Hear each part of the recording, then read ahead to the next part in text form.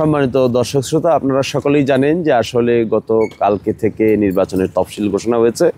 নির্বাচনী আচরণ বিধি অনুযায়ী ৪৮ ঘন্টার ভিতরে নির্বাচনের যে সমস্ত ব্যানার, ফেস্টন, পোস্টার, প্রচার ম্যাটেরিয়াল আছে সেই সবগুলোকে ৪৮ ঘন্টার ভিতরে নামিয়ে ফেলার নির্দেশ দেওয়া হয়েছে। একই সাথে আলোকসজ্জা সহ যত ধরনের প্রচার ম্যাটেরিয়াল আছে সবগুলোকে আপাতত বন্ধ করে নামিয়ে দেওয়ার নির্দেশ দেওয়া হয়েছে। সংশ্লিষ্ট ব্যক্তিরাই তা করতে হবে, যেহেতু এটা একটা আইন, রাষ্ট্রের আইন, নতুন আইন জারি হয়েছে, নতুনভাবে নির্বাচন হবে বাংলাদেশে। সেই জন্য আমাদের পোস্টার আমরা নিজেরাই এগুলো ছড়িয়ে দেওয়ার ফেলে দেওয়ার চেষ্টা করছি।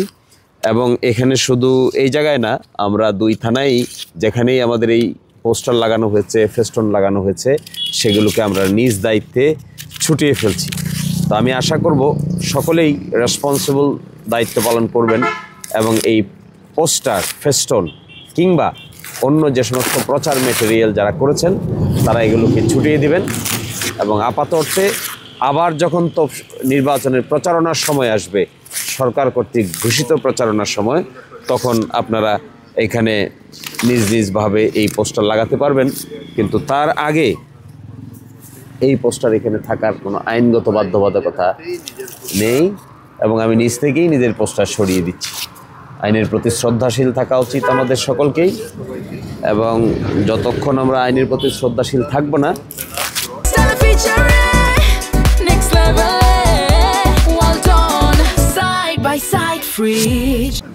ততক্ষণ পর্যন্ত আসলে প্রকৃত অর্থে দেশ ঠিক করা খুব কঠিন হবে। বক্তৃতা দেওয়া যায় এক জিনিস, আর বাস্তবে কাজ করা আসলে প্রকৃত অর্থেই অন্য জিনিস।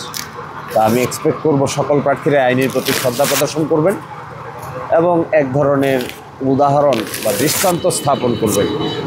এই পোস্টারগুলো যেন এখানে না থাকে, নির্বাচনী আচরণ বিধি অনুযায়ী আমরা এগুলো ছড়িয়ে দেই এবং নির্বাচনী আচরণ বিধি মানাটাই আমাদের সকলের কাজ।